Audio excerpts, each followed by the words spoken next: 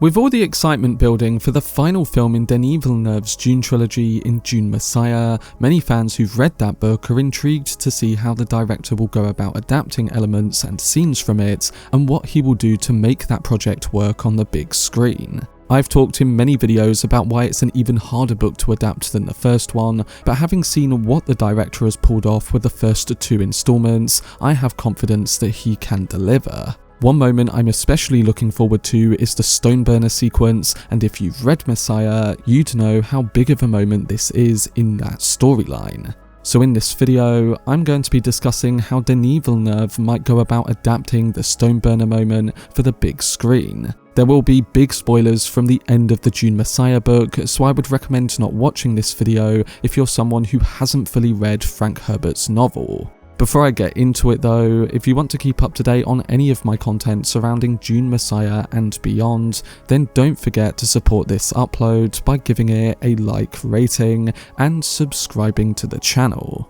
But without further ado, let's dive into the Stoneburner scene from Dune Messiah. So in Dune Messiah, the scene involving the Stoneburner marks a crucial turning point for the character of Paul Atreides. He falls victim to a conspiracy which uses a devastating weapon known as the Stoneburner. Despite his efforts to escape the attack, he is left blinded, forcing him to depend on his prescient abilities to perceive his surroundings. This incident significantly alters his character's trajectory, and the scene underlines the perilous nature of political intrigue and the repercussions of Paul's messianic role, illustrating the tragic decline of a leader who once wielded immense power. And the Stoneburner itself served dual purposes. Its primary function was to unleash devastating explosions, while its secondary role involved emitting J-rays. These unique radioactive rays specifically target eye tissues, resulting in blindness for any living being nearby when an explosion occurs. And when it comes to the powerful blast, thanks to its design, it could be finely tuned, allowing for a range of destructive capabilities that could vary from minor to immense. At the height of its capabilities, the device had the potential to incinerate everything from a planet's surface down to its very core. The secret behind the Stoneburner's devastating power lay in its unique explosive mechanism. It unleashes a vertical blast directed from top to bottom. Although it posed significant risks, the Stoneburner was not categorized as an atomic bomb. And that's because while the weapon utilized nuclear fuel, it lacks the capability to unleash nuclear explosions, sparking numerous debates amongst the Imperium's members. During the era of the Imperium, only the great houses were permitted to possess nuclear weapons. In contrast, nearly anyone with sufficient resources could acquire a Stoneburner, but ownership of atomic weapons or any nuclear fuel was strictly prohibited. This restriction was enforced by the Great Convention, which banned the use of nuclear weapons against humans. However, after Paul ascended to the Golden Lion throne, the diminishing influence of the Landsraad resulted in breaches of the Great Convention,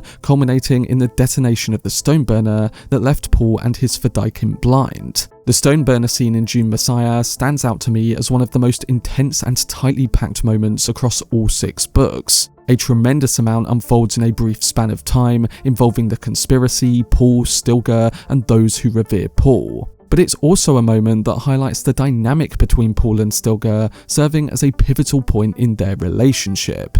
Before I get to the effects of this scene on the characters though, it's time to go over exactly what happens in the sequence from Frank Herbert's book. In a cunning scheme to force Paul Atreides to relinquish his throne, the antagonist and face dancer Scytale secretly plots a Stoneburner in the residence of a Fedaykin character known as Ophime. Following a visit to Ophime, where Paul learns of adversaries plotting against him, chaos ensues. Although the assault does not take Paul's life, it leaves him physically blind, compelling him to depend on his prescient skills to navigate the world around him. The chapter opens with Paul and dwarf Bijaz exiting Ophime's, with Paul shielded by his protective force field. Bijaz, shaking with anxiety, implores Paul to move faster. Stilgar then emerges from a nearby door, and acting on his visions, Paul informs Stilgar about the dwarf, prompting Stilgar to quickly depart with him.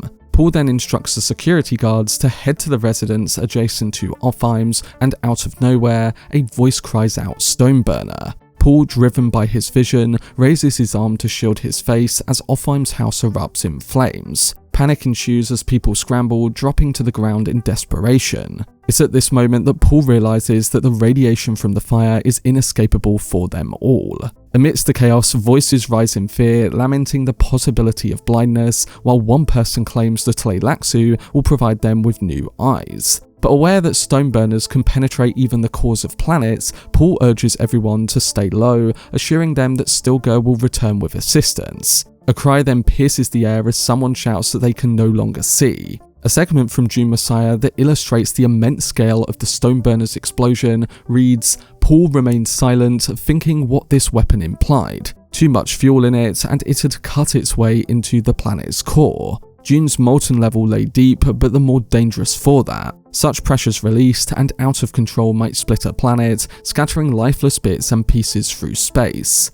After the blast, Paul observes as structures collapse into flames. The vibrations from the Stoneburner beneath him fade away, prompting him to stand up. And as he surveys his surroundings, his vision begins to darken. He remembers his prophetic foresight of these events, trying to grasp what lies ahead. He reassures everyone that assistance is on the way, and in the midst of the chaos, he notices Stilgar drawing nearer, guided once again by his prescience. Stilgar rushes to Paul, his heart heavy as he gazes into Paul's damaged eyes filled with sorrow. Paul instructs the guards to assist those who were nearest to the flames, and he gently wipes away Stilgar's tears, reassuring him that even though he can no longer see, his prescient abilities remain intact. Stilgar insists that they must conceal Paul's blindness, but Paul counters that there's no need for secrecy. He commands that none of the fire's victims be left to fend for themselves in the desert, and instead, he orders them to receive new eyes. Paul entrusts Stilgar with command and heads towards one of the ornithopters, keenly aware of everything happening around him. Onlookers marvel that Paul can identify them despite his damaged eyesight. And at the end of the chapter, he engages in a conversation about the Stoneburner with a weapons expert. Paul directs the specialist to trace the origins of the weapon, and he then instructs another guard to reach out to Chani, letting her know that he will join her shortly. It makes the reader feel a palpable sense of fear and makes us worry for the end of Paul Atreides' reign. As we learn though, Paul knew what would happen due to his foresight, he dreaded it and attempted to stop it. So the scene with the Stoneburner symbolises the devastating impact of political manipulation and the repercussions of Paul's messianic vision, underscoring the tragic decline of a leader who was once formidable. As Paul grapples with his blindness, Scytale sets in motion his final scheme to usurp the Emperor's throne. He murdered Lichna, the daughter of Offheim, and uses her appearance as a weapon to coerce Paul into consenting to transform Chani into a Gola. When Paul stands firm in his refusal, Scytale resorts to a more sinister tactic, threatening the lives of Paul's young children with a knife. Yet in a moment of clarity, Paul taps into his son's perspective using his ability and kills Scytale with a crysknife. It's after this that Paul loses his prescient abilities, knowing that he has reached the end of his path, and it ends with him walking into the desert to die. So it really is this Stoneburner incident that kicks off the final act of Paul Atreides' journey, and it's the scene that can really echo the devastating themes that the book leaves us with. This now brings me to how Denis Villeneuve might go about approaching this scene. I think as a whole, he'll aim to keep a lot of the events and character details the same in the film, but on top of that, I think he'll aim to heighten everything from the emotion of the moment to the scale of the event on screen. The moment Stilgar first encounters Paul after the Stoneburner is always profoundly impactful. Since the conclusion of the first book, Paul has been mourning the loss of a friend while gaining a disciple in Stilgar. For a fleeting instant, Stilgar perceives Paul not as Paul Muad'Dib, the Emperor of the Galaxy, but as his old friend Usul, and the emotional weight of this realization is overwhelming. Stilgar comes to understand that the figure he has been venerating as a deity is in fact just a man who was once his friend and student. He suddenly realizes the extent of his friend's horrific injuries, and it dawns on him that it took this tragedy for him to truly see Usul instead of Emperor Paul Muad'Dib. It's a tough moment, yet it stands as one of my favourite scenes from the first two Dune novels by Frank Herbert. The moment hits hard, evoking deep sympathy for Paul, and regardless of his prescient abilities or tyrannical nature, in this instance, he is simply a human being. So in adapting this scene for the film, I think Denis will have to make this moment feel very emotional for the audience. I think he'll aim to really make us care using the on-screen moments between Paul and Stilgar, and by doing this, even after everything we know Paul has done up until this point, it can act as a very effective human moment. The other side to this scene that I think Denis will aim to capture is just how much of a moment of power this is for Paul. As Paul walks through the streets after losing his eyesight, his commanding presence leaves everyone stunned. Despite his blindness, he directs them with precision, demonstrating an uncanny awareness of their position. It's a moment that truly highlights Muad'Dib's strength and resilience, proving that the attempts to undermine him are futile. The best way to capture this revolves around how Denis will capture Paul's blindness visually and sonically. I think there's no doubt that he will use unique imagery and sound from Paul's perspective to really show his prescience and how he's able to do what he does. Think about how great Denis has adapted other visual moments in his career, or even in the other Dune movies. So I think cinematically this can be shown in a really unique way, because in the previous movies we've seen that Paul's visions are shown to us with brighter frames and dreamlike imagery. If Denis can convey those images within scenes as they play out to show how Paul can see, then it will be a fascinating thing to witness in film form while it's actually taking place. The Stoneburner incident itself is a moment that I'd expect would convey high tension, just like it does in the book, and it can act as one of the main scenes of action from the Messiah storyline.